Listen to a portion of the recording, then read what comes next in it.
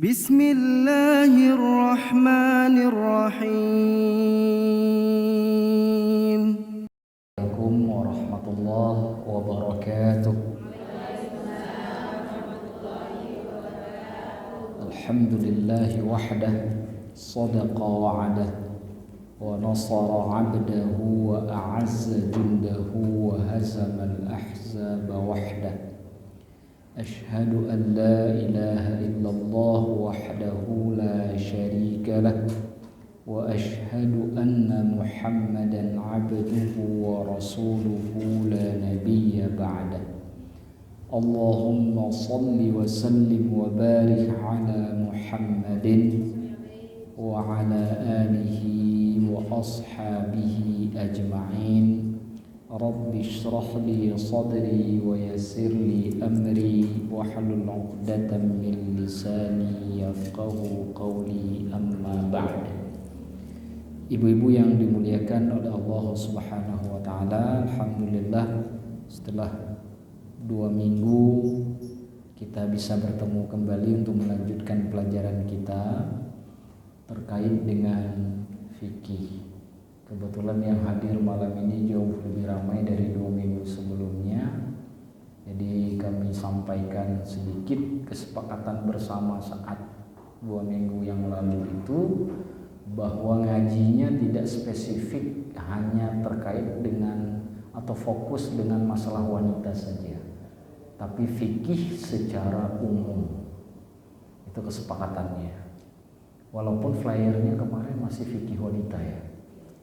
Jadi fikih umum, tapi karena memang masyarakat kita mazhabnya Syafi'i, kita belajarnya sesuai dengan mazhab Syafi'i. Tapi nanti akan saya muqaranah buat perbandingan dengan mazhab-mazhab yang lain kalau ada, hanya sekedar sebagai penambah wawasan.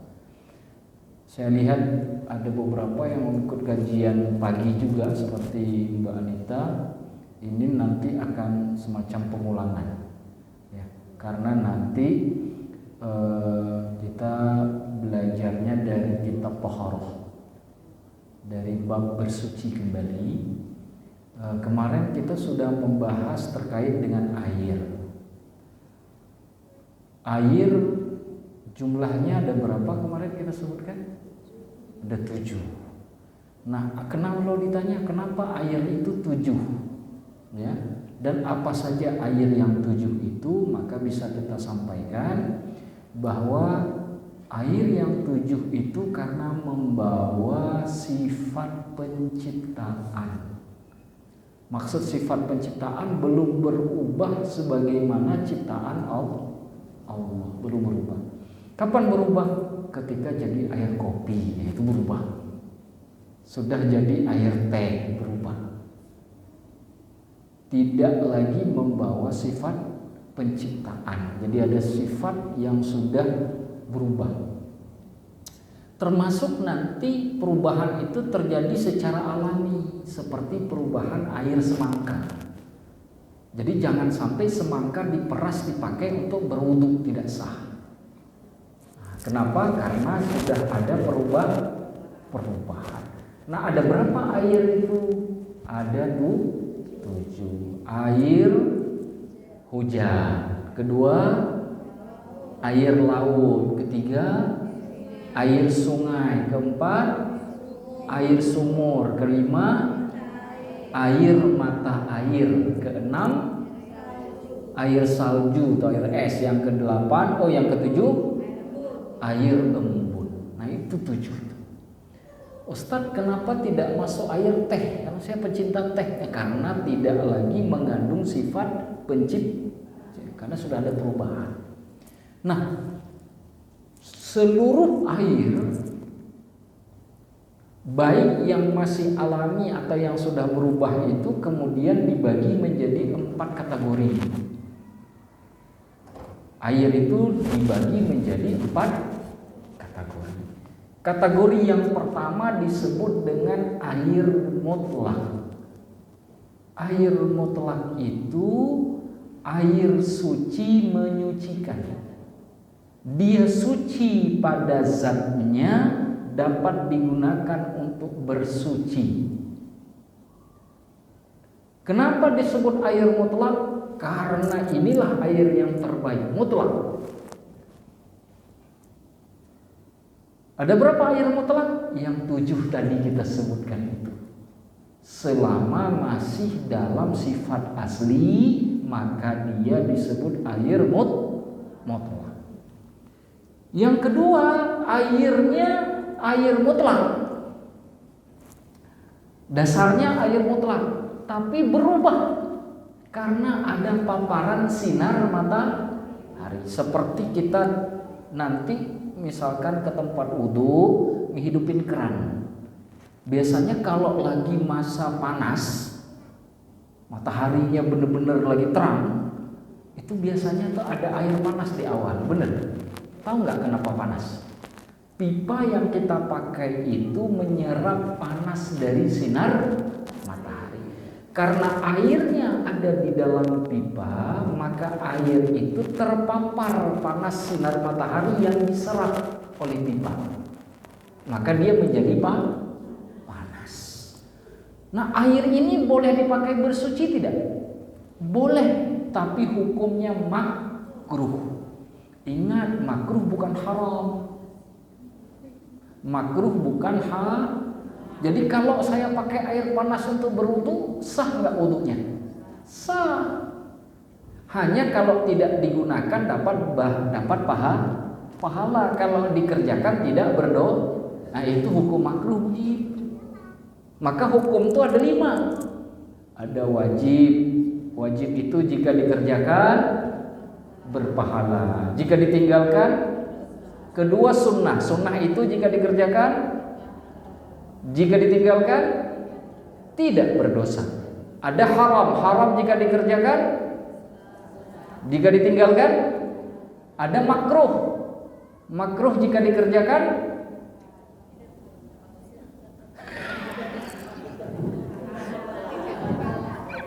tadi sampai haram tadi masih gagah. Haram masih gagah. Makruh jika dikerjakan tidak berpahala, tidak berdosa. Kalau ditinggalkan berpahala. Itu makruh. Makruh kalau dikerjakan tidak berdosa, tidak dapat pahala juga. Biasa saja. Tapi kalau ditinggalkan berpahala. Bedanya dengan sunnah jika dikerjakan mendapatkan pahala, jika ditinggalkan tidak. Kalau makruh kebalikannya, dikerjakan tidak berdosa, jika ditinggalkan dapat pahala.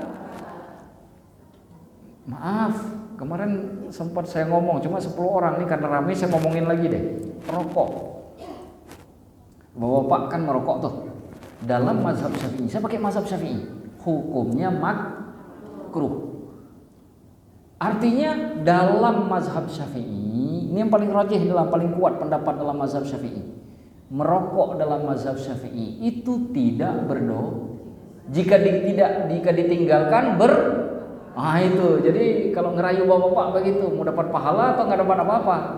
Nah, gitu cara Jangan ibu marah-marah. Nanti kata bapaknya, belajar fikih nggak ngerti, makruh mah. Makruh jika dilakukan tidak berdosa. Benar juga bapaknya kan. Padahal bapaknya pakai kata makruh tuh urusan itu doang, yang lain enggak. Seperti itu. Baik. Mubah jika dikerjakan. Nah, mulai kacau. Mubah dikerjakan, ditinggalkan tidak berpahala, tidak berdosa. Dikerjakan tidak ada pahalanya, tidak ada dosanya. Ditinggalkan juga tidak ada pahalanya, juga tidak. Mana contohnya? Saya minum air nih. Ini mubah. Saya contohkan ya. Bismillah. Saya minum barusan dapat pahala kan? Hah? Enggak. Namanya mubah. Dikerjakan tidak dapat pahala, juga tidak dapat dosa. Jika saya nggak minum tadi, dapat pahala nggak? Dapat dosa nggak? Enggak juga. Nah, bisa dipahami? Nah, itu air yang terpapar matahari tadi itu yang makruh hukumnya disebut dengan air musyammas. Disebut musyammas karena berasal dari kata syamsun, matahari. Syamsun itu artinya matahari. Musyammas yang kena matahari atau terpapar panas matahari itu musyammas. Baik. Yang ketiga, itu sudah berapa tadi? Kedua. Ketiga kita baca lagi bukunya karena kemarin itu baru sampai di sini. Yang ketiga, wa tahirun ghairu mutahhirin. Airnya suci tapi tidak bisa dipakai untuk bersuci. Suci tidak menyucikan. Disebut suci karena pada zatnya dia suci, tapi tidak bisa digunakan untuk bersuci. Kenapa? Karena tidak sah. Apa air ini? Ada dua. Air yang model begini, yang nomor 3 ini, yang suci tidak mensucikan, ada dua airnya. Pertama disebut dengan wahuwa al-ma'ul musta'mal, air musta'mal, air bekas pakai. Contoh, satu keluarga ada 5 orang, ada anak 3, ada suami istri nih. Suami sama 3 anak ambil wudhu, ditampung pakai ember air wudhunya tadi. Datang istrinya, bekas dari ember tadi itu yang air sudah ditampung dalam ember yang bekas wudhu anggota keluarga dipakai lagi untuk berwudhu, tidak sah wudhunya. Karena air itu bekas pakai. Makanya air kalau sudah dipakai bersuci buat wudhu, buat mandi wajib, biarkan air itu mengalir ke tanah, kembali ke habitatnya. Karena kalau kembali ke habitatnya, dia akan suci seperti semula karena akan kembali sifatnya ke sifat penciptaan. Jadi air mutlak lagi, air tanah itu. Entah itu nanti jadi air sumur, entah jadi air mata air. Kembali ke tanah lagi. Tidak boleh ditampung. Contoh, ibu kumur-kumur, begitu kumur-kumur ke dalam tangan, lalu dipakai buat cuci telinga tuh. Atau habis kumur-kumur dipakai buat cuci muka. Itu yang cuci mukanya tidak sah. Kenapa tidak sah? Karena air bekas pakai untuk kumur. Yang dimaksud bekas pakai bersuci. Entah ditampung dari air mandi wajib, entah ditampung dari air wudhu. Jadi air yang kita ambil wudhu lepaskan ke tanah, kembali, jangan ditampung. Karena air mustakmal, airnya suci. Kalau tersentuh air itu tidak najis, tidak kotor. Karena airnya tapi tidak bisa lagi dipakai bersuci. Itu kelompok ketiga. Jadi kelompok ketiga ini ada 2 jenis air. Yang satu air mustakmal. Yang kedua wal mutaghayyir, air mutaghayyir. Apa air mutaghayyir itu? Bima khalatahu minat tahirat, air yang berubah karena bercampur dengan unsur yang halal, unsur yang suci. Airnya berubah sifat, tapi perubahan sifat karena percampuran dengan zat yang Mana contohnya? Air teh. Air teh itu pada dasarnya air mutlak. Betul? Dicampur sama teh. Teh itu suci atau tidak? Begitu sudah dicampur air mutlak dengan teh, jadi orange tuh warnanya. Enggak boleh lagi dipakai buat mandi junub. Kayak orang pergi pesta, bikin air teh 1 ember, 1 timba gede, enggak ada yang minum. Daripada mubazir dipakai mandi wajib, enggak sah. Kenapa tidak sah? Airnya suci, tidak bisa dipakai Apalagi air kopi Mana ada orang mau berwudu pakai air kopi, ya kan? Tapi kalau nggak ada air lagi harus pakai. Tapi karena dia tidak bersuci tetap tidak boleh dipakai walaupun tidak ada air yang lain. Ustaz, nggak ada air yang lain untuk berwudu, cuma ada air kopi. Boleh nggak saya pakai air kopi? Nggak boleh. Kenapa? Karena itu air suci tidak menyuci. Jadi apa yang harus lakukan? Tayamum. Yang pakai air kopi tetap tidak boleh. Karena itu airnya suci tidak menyuci. Nah, jadi kelompok ketiga, air yang dia pada zatnya suci tapi tidak bisa dipakai bersuci, baik untuk wudu ataupun mandi wajib. Air dada bagian ini ada dua. Satu, air mustakmal, air bekas pakai bersuci. Kita bercuci, kita berwudu, kita mandi wajib, air yang bekas dari hal tersebut kita tampung, kita pakai lagi, itu tidak boleh. Jadi harus kembalikan dulu ke habitatnya, ke tanah. Yang kedua, air mutaghayyir, air yang berubah sifat disebabkan bercampur dengan zat yang halal, zat yang suci. Nah, air teh, air kopi, air apa lagi itu? Bandret. Nah, bandret juga sama itu. Saya suka bandret, boleh saya pakai wudu air itu, sekalian saya kumur, saya minum, nggak boleh. Kenapa? Sudah bercampur dengan zat yang suci. Airnya sudah berubah. Dia suci tapi tidak bisa dipakai bersuci. Pokoknya zat yang halal. Mana lagi? Air sabun. Air sabun. Makanya ibu-ibu, siapa di sini masih punya anak kecil di rumah? Ada ibu yang masih punya anak kecil di rumah? Masih bayi? Cucu ya, atau mungkin anak atau cucu. Itu kalau kencing di celana, jangan dicuci pakai air sabun, tidak sah. Kenapa tidak sah? Karena air yang bercampur dengan air sabun, airnya menjadi air suci, tidak menyucikan. Jadi bagaimana saya cuci air kencing bayi? Kan najis itu. Bagaimana saya cuci? Cara menyucikannya, masukkan air ke dalam ember, lalu celupkan pakaian tadi di dalam ember tadi.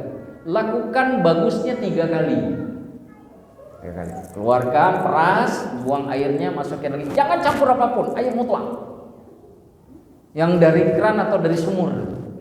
Oke, ibu lakukan hal itu, baru masukin mesin cuci sama sabun-sabunnya sekalian.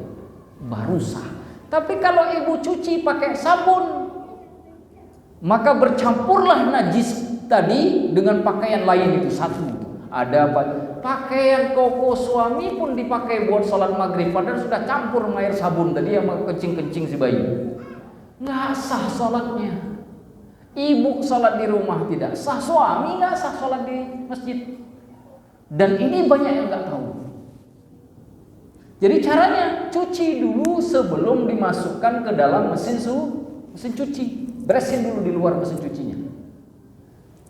Air kencing, air pupnya si kecil, ya, atau muntahnya anak, muntah itu juga najis. Keluar muntah tuh anak, dari perut keluar semua tuh. Kena pakaian maknya sama pakaian dia. Jangan langsung masukin mesin cuci. Bilas di luar mesin cuci sampai bersih. Sebaiknya 3 kali. Sekurang-kurangnya 1 kali kalau cukup. Kalau nggak cukup tambah. Nah, setelah sudah bersih, baru masukin mesin cuci, baru masukin sabun. Ada yang bilang ke saya, kan boleh dibilas belakangan Ustaz. Ketika setelah masuk mesin cuci, biasanya nih, kalau sudah masuk mesin cuci, kalaupun kita masukin air yang bersih, tetap busa sabunnya masih ada. Dia benar-benar hilang setelah dijemur atau dikering. Maka dalam kondisi seperti itu bersifat syubhat. Maka yang pasti lebih bagus dikerjakan sebelum masuk mesin cuci. Hati-hati ibu-ibu itu tanggung jawab itu. Anak nggak sah sholat, ibunya nggak sah sholat, bapaknya nggak sah sholat. Yang nanggung dosa siapa? Ibu sendiri. Kenapa? Ibu yang cuci bajunya. Wah, berat juga kami jadi istri. Gimana nih Ustaz? Sesuatu yang berat kalau benar dikerjakan pahalanya juga besar gitu. Jadi alhamdulillah. Jadi ternyata ibu duduk-duduk di rumah bisa dapat pahala besar. Bapak nggak bisa. Bapak sholatnya di masjid, ibu di rumah boleh. Bapak nggak boleh. Nah, jadi menarik kan? Jadi ibu-ibu enak jadi laki-laki atau enak jadi perempuan? Kata ibu-ibunya, kalau saya jawab enak laki-laki, saya udah perempuan. Kalau saya jawab enak perempuan, gak enak sama ustadznya laki-laki. Cara terbaik saya diam sajalah, biar ustadz tuh bertanya lah. Baik. Jadi yang ketiga, air suci tidak menyuci. Nah, yang keempat, yang terakhir, air yang tidak suci lagi tidak menyucikan. Dia tidak suci pada zatnya, juga tidak menyucikan, atau tidak bisa dipakai bersuci, baik untuk wudhu atau untuk mandi janabah atau mandi junub. Air apa itu? Wa ma'un najisun, air najis. Nih, air yang nomor 4 ini namanya air najis. Kalau air ketiga itu ada dua, satu air musta'mal, yang kedua air mutayyir. Yang keempat air najis. Apa air najis? Ya seperti tadi kita katakan tadi itu, air yang sudah bercampur dengan unsur najis. Wa huwa alladhi hallat fihi najasatun, yaitu air yang sudah bercampur dengan najis. Ada berapa najis? Siapa yang tahu? 7 najis ada berapa? Ada berapa? Itu pembagian 3. Pembagian najis di 3. Jumlah najis seluruhnya berapa? Ada berapa jumlah najis seluruhnya? Dibagi 3. Kalau air tadi itu 7, dibagi menjadi 4 kategori. Kalau najis 3 kategori. Jumlahnya ada berapa? 7 juga. Ada berapa najis? 7. Nah, ibu catat ini penting. Yang pertama, yang keluar dari 2 jalan. Yang dimaksud 2 jalan dari kubul dan dubur manusia dan juga hewan. Jadi kalau ada yang tanya, kencing kucing itu najis atau tidak? Najis. Kenapa? Keluar dari salah satu dari 2 jalan. Baik itu kencing ataupun apa istilahnya itu? Buang air besar. Itu najis. Termasuk kalau ada anak cacingan. Anak cacingan keluar cacing itu dari dubur. Kalau ibu pegang cacingnya itu, ibu buang pakai tangan, ibu terkena najis. Walaupun cacingnya pada dasarnya enggak najis, tapi karena keluar dari dubur dia menjadi najis. Karena setiap yang keluar dari 2 jalan itu membawa unsur najis. Tapi ada satu jenis yang keluar dari bagian kubul, itu yang tidak najis, cuma satu. Namanya mani, air mani. Air mani itu tidak najis. Mana dalilnya? Rasulullah SAW di rumah istri beliau Maimunah. Semaham beliau Maimunah, air mani beliau terkena pakaian Nabi. Sama Nabi diambil air cuma dikerak aja begini. Lalu tidak ditunggu kering, tidak dijemur, Rasulullah pergi sholat dengan baju itu. Padahal kalau kencing kan nggak boleh terkena kencing, kita ambil air, kita cuci begini, terus kita berangkat sholat, boleh?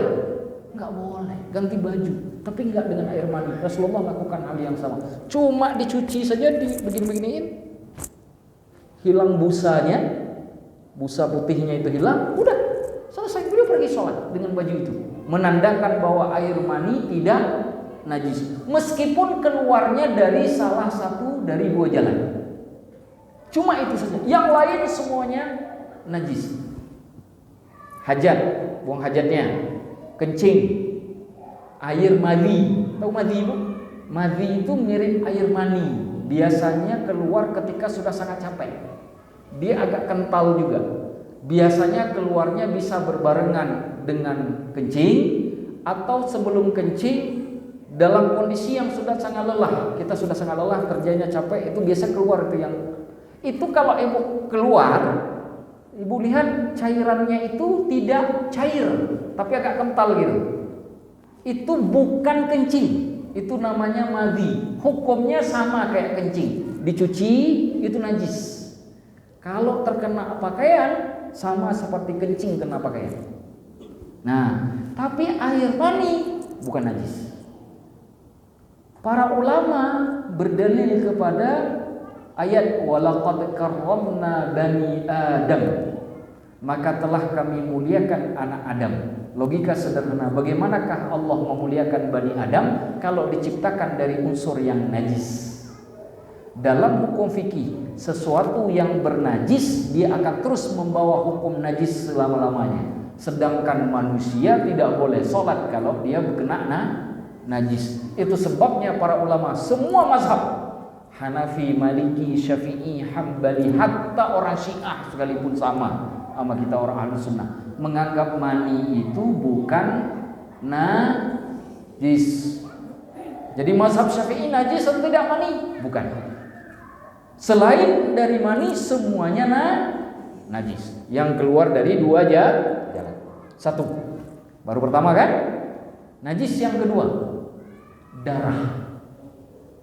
Darah itu najis. Ibu kalau kena darah, sholat nggak sah. Kecuali darah yang sedikit dikecualikan. Kenapa dikecualikan? Meskipun itu najis yang dimaafkan. Karena sulit. Contoh seperti orang yang jerawat. Tahu kan orang jerawatan? Kadang-kadang meledak jerawatnya dikit. Ada darah, tapi tidak mengalir. Itu kan sulit ngejaganya. Kalau sama sekali sedikit pun nggak boleh, susah. Digigit nyamuk. Ini apalagi lagi musim, ini lagi banyak betul. Ya kan? Digigit, keluar darah dari kulit saya sedikit. Najis ini sudah.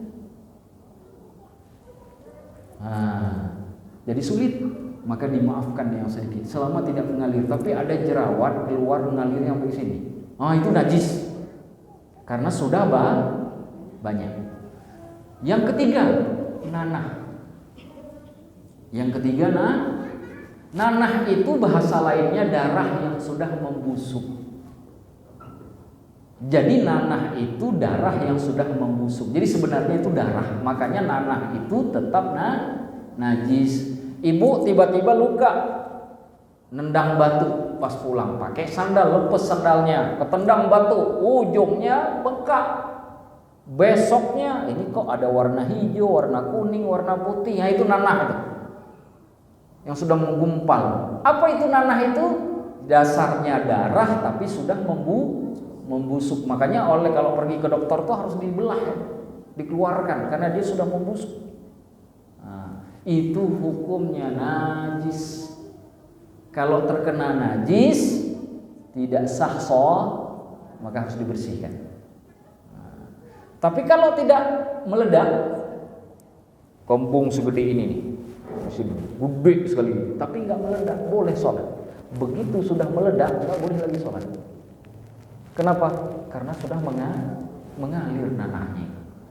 Jadi selama masih di dalam tubuh kita belum keluar, maka itu tidak mengapa, sama seperti darah. Yang ketiga, yang keempat, muntah. Muntah itu najis. Muntah itu sesuatu yang keluar yang asalnya dari perut. Dari perut keluar, itu muntah namanya. Beda dengan ingus dan dahak. Ingus dan dahak bukan najis. Dan saya sering ceritakan kalau di majelis fikih saya, kalau lagi takbir ada orang bersin, ke atas kita bersinnya, lagi sholat, bersinnya ke atas kita. Pertanyaannya, batalkah sholat kita? Tidak. Kenapa? Karena bersin itu tidak menyebabkan kita terkena najis.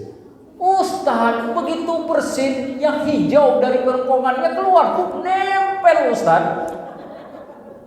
Apakah batal sholat saya? Jawabannya tidak. Ustaz, dahak. Tidak, dahak itu tidak najis. Ingus itu tidak najis. Cuma kita jijik itu doang. Betul nggak? Itu nggak? Tapi dia nggak najis. Nggak batal. Ibu kalau lagi bersin, ini lagi pilek berat, selang 5 detik bersin sekali, selang 5 detik bersin sekali. Ustaz, bagaimana saya sholat aja, bersinnya 5 detik sekali, 3 detik pun tak apa, biarin aja bersin aja dalam sholat. Tapi kan kotor Ustaz, bukan najis. Ustaz, nanti kalau bersin tiba-tiba keluar ingus itu bukan najis, nggak perlu dibatalkan. Ustaz jijik, punya sendiri,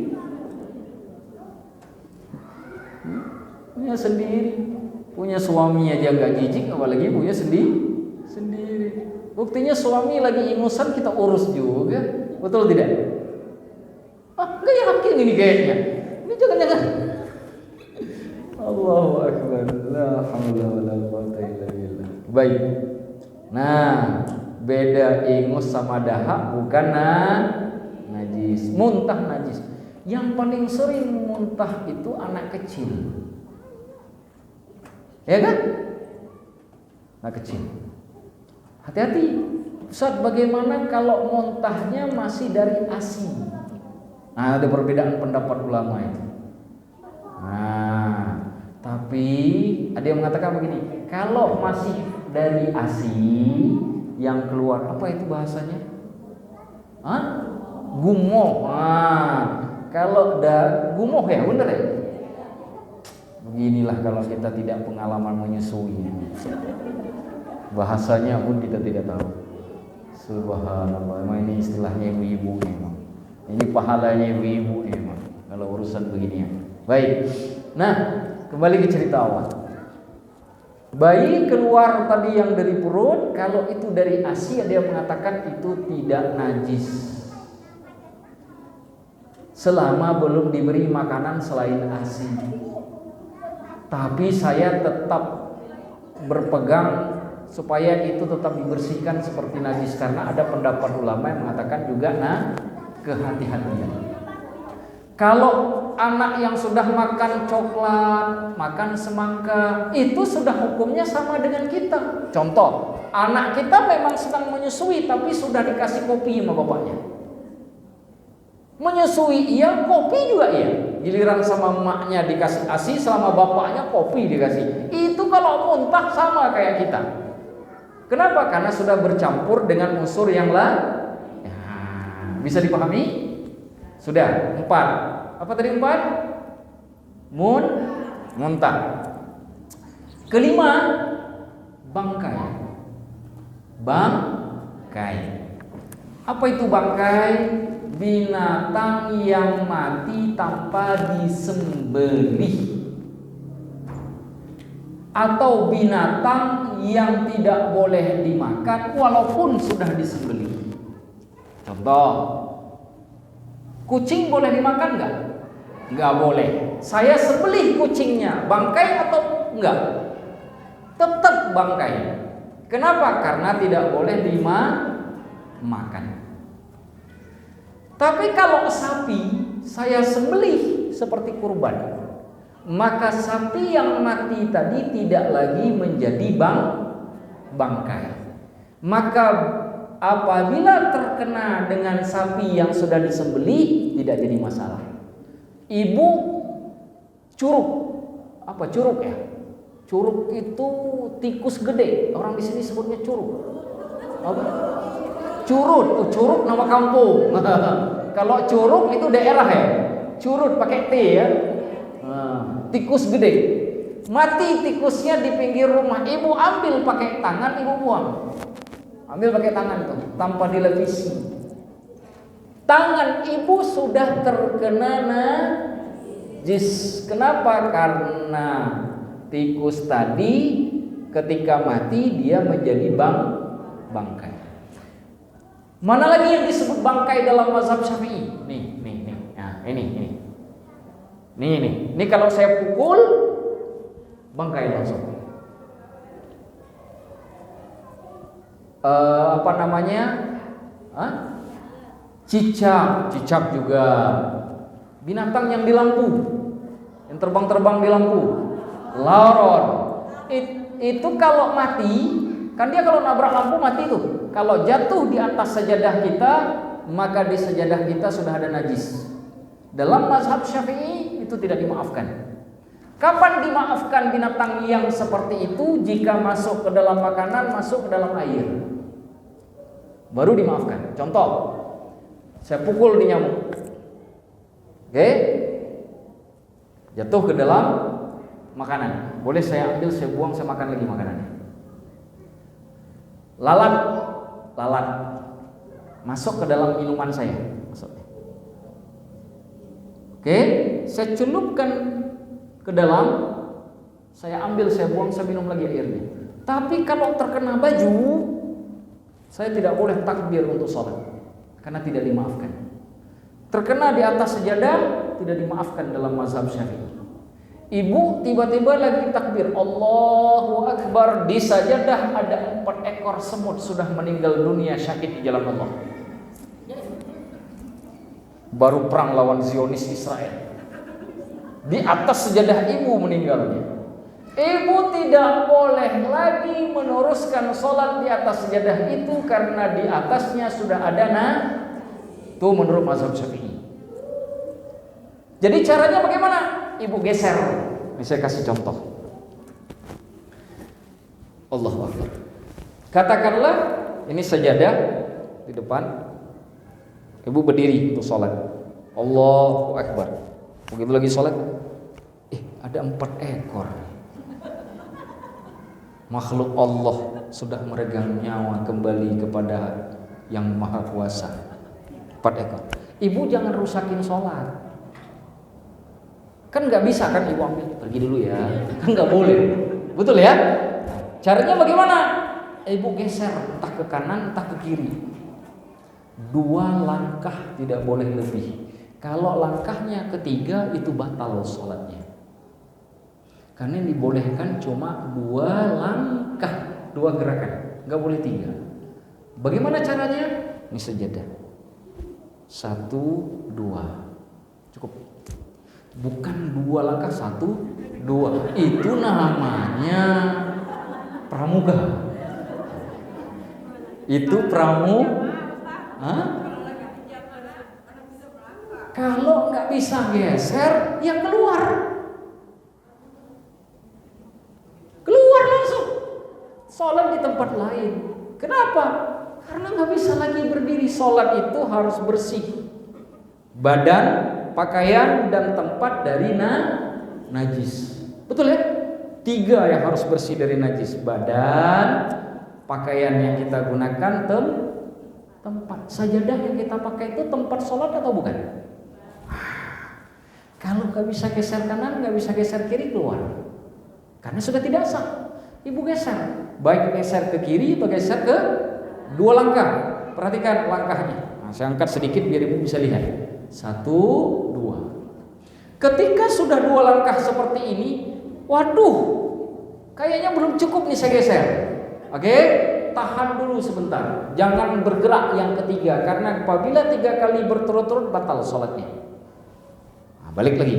1, 2. Kaki sakit, pinggang kebelah encok. Biasanya sanggup begini, ini nggak sanggup. Dikit aja. Encok. Belum keluar dari sejadahnya. Ibu tunda dulu sebentar, tunggu sebentar. Karena nggak boleh berturut tuh. Sudah jeda sebentar, ibu gerak lagi. Itu tidak jangan Allahu Akbar. Aduh, ada semut, batal lah. Sholat di sini. Ada laron, batal lah. Akhirnya nggak sholat.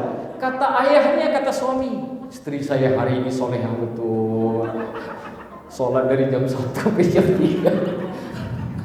Nggak selesai, kata suami. Subhanallah, entah apa yang sedang dia pikirkan. Dari jam 1 sampai jam 3 sholat duhur nggak selesai. Rasulullah bener, kayak Rasulullah bener dia. Rasulullah sujud itu sampai 7 kali putaran. Dia 2 jam sholatnya 4 rakaat itu. Padahal gak selesai-selesai gara-gara tadi. Karena tidak tahu ilmu gak selesai-selesai sholatnya. Ada tetangga sebelah begitu acara arisan, ketemu tuh bareng teman-teman. Aduh Jeng, kemarin saya begini-begini. Saya juga. Saya sampai azan asar belum selesai, azan zuhur gara-gara itu. Nah, kan jadi kacau tuh.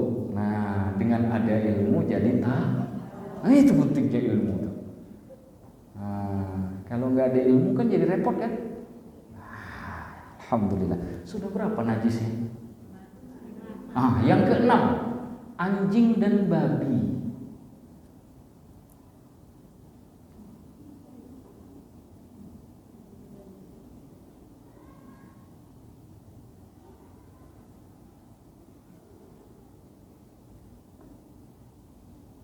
Nah, nanti masalah anjing dan babi ada babnya tersendiri yang akan kita bahas nanti.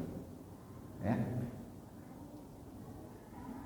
Satu hal yang harus diingat, binatang di atas muka bumi ini yang dihitung najis hanya 2 itu saja, yang melekat hidup ataupun mati. Adapun binatang yang lain dia baru dihitung najis kalau tidak disembelih bagi binatang yang boleh dimakan, atau sudah mati bagi binatang yang tidak boleh dimakan. Adapun anjing dan babi, keseluruhannya, bagian kecilnya, kulitnya, kukunya, apalagi dagingnya, air liurnya, tulangnya, semuanya najis. Makanya hati-hati. Saya pernah kenal dokter gigi. Jadi satu hari saya didatangi oleh seorang dokter gigi. Beliau praktek di Jakarta. Ustaz, curhatlah bahasanya. Saya ini kan praktek, kebetulan tempat prakteknya milik Chinese, orang Cina. Itu bahan tambal gigi itu diimpor dari Cina, lebih murah dibanding dari daerah lain, dari negara lain. Tetapi ada campuran babi.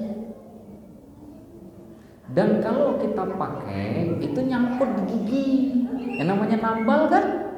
Sahkah sholat? Saya bilang tidak sah. Kenapa tidak sah sholat? Karena ketika sholat harus bersih dari najis diri, pakaian, dan tempat sholat. Bagaimana orang yang bawa najis di giginya bisa sah sholatnya? Alhamdulillah berhenti kerja di tempat itu dokter itu. Kasihan. Gara-gara ketemu saya jadi pengangguran.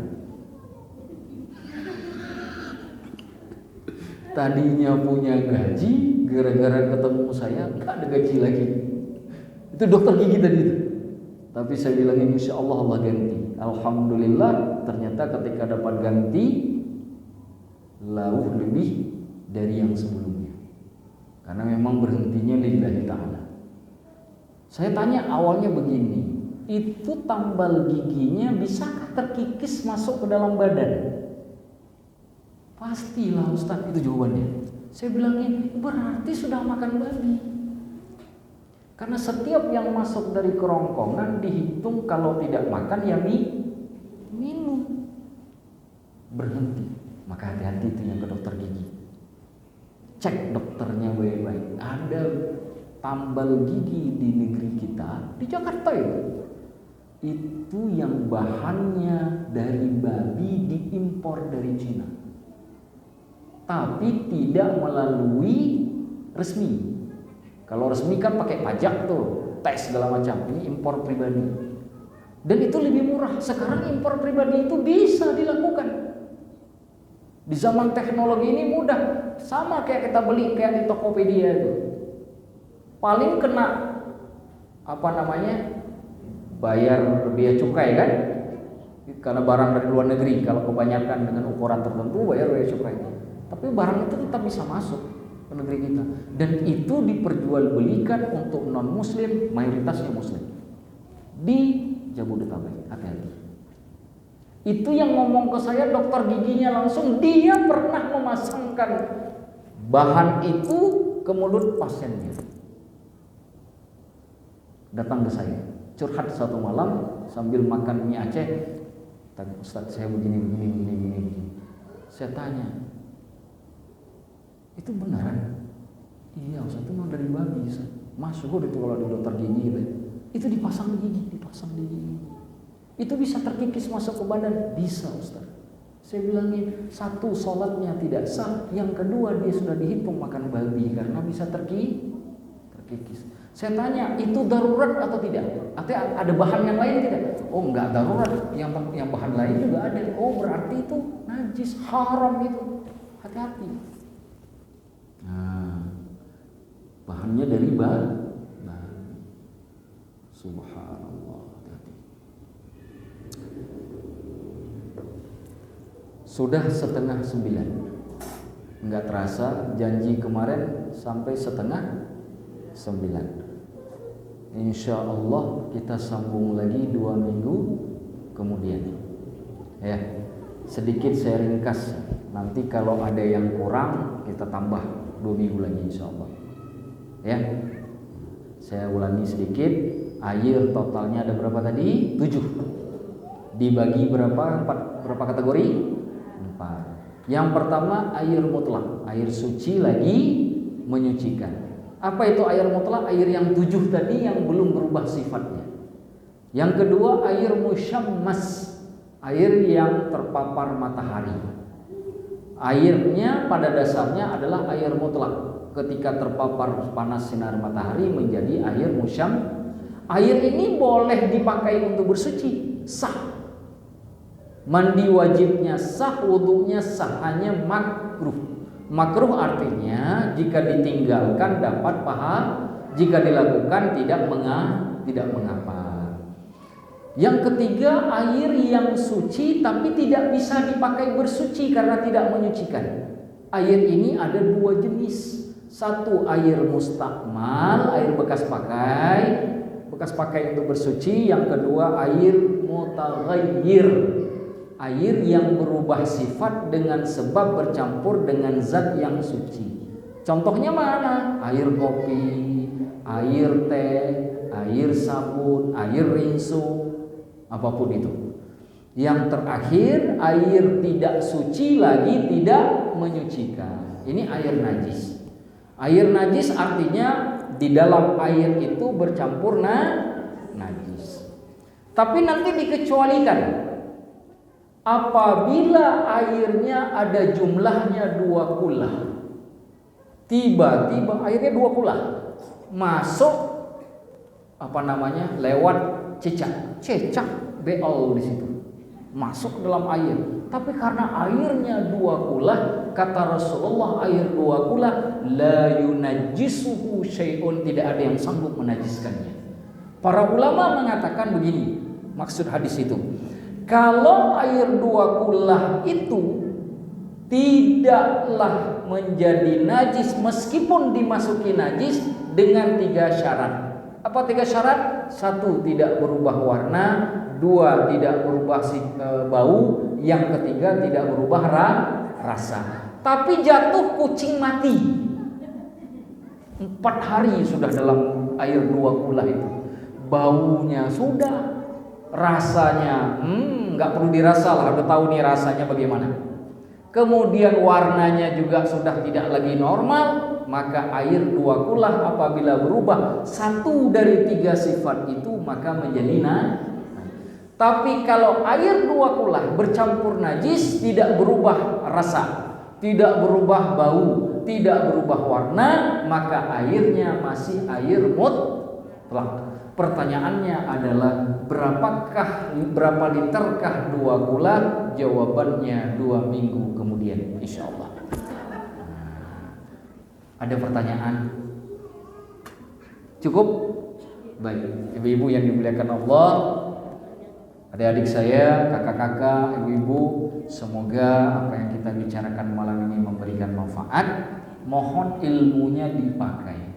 Karena urusan air ini, terutama urusan bersuci, pakaian khususnya, itu kebanyakan urusannya ibu-ibu. Tanggung jawabnya berat. Ya, semoga ilmunya bisa kita pakai bersama. Sebelum kita tutup, ayo sama-sama kita duduk bagus dulu. Kita mohon kepada Allah supaya majelis ini diberkahi oleh Allah Subhanahu wa taala. Semoga kemudian dengan kita duduk sebentar mendengarkan beberapa kalimat yang bermanfaat untuk ibadah kita dari ilmunya Allah bisa menjadi penyebab satu, semoga Allah bukakan rezeki yang luas. Allah berkahi umur yang panjang. Allah kemudian selesaikan berbagai masalah yang kita dan juga keluarga kita hadapi. Allah ampuni kita seluruhnya, dan nanti pada akhirnya jika kemudian dipanggil oleh Allah, kita semua ditakdirkan meninggal dalam husnul khatimah. Ala hadhihi niyyah wa kullu niyatin salihah. Al-Fatihah.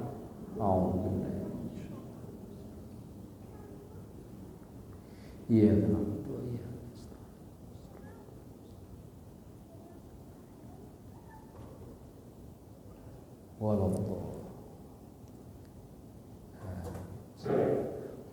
maaf, sebelum saya tutup tadi kayaknya masih 6 ya. Satu lagi ya, satu lagi khamar, minuman keras, minuman memabukkan, khamar. Jadi khamar kalau kena pakaian, kena itu dia berenang. Saya kok bayangannya kayaknya masih ada kurang satu nih. Nah, itu harus disempurnakan. Masa 6 sudah dikasih, satu lagi lupa kan gitu kan? Jadi total semuanya jadi itu 7. Nah, itu total najis. Baik. Ibu, saya akhiri sampai di sini. Hadanallahu wa yakum ajma'in. Aqulu qawli hadza wa astaghfirullahal azim. Wassalamu alaikum warahmatullahi wabarakatuh.